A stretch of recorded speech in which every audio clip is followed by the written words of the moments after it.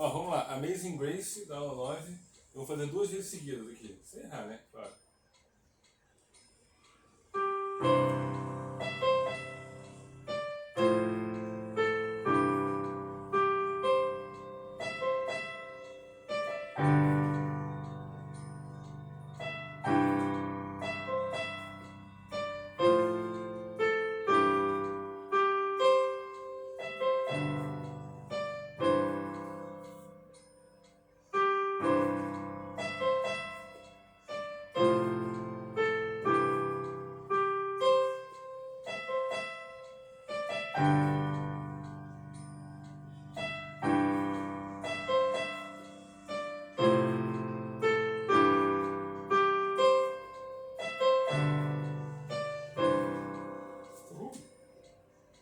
É isso.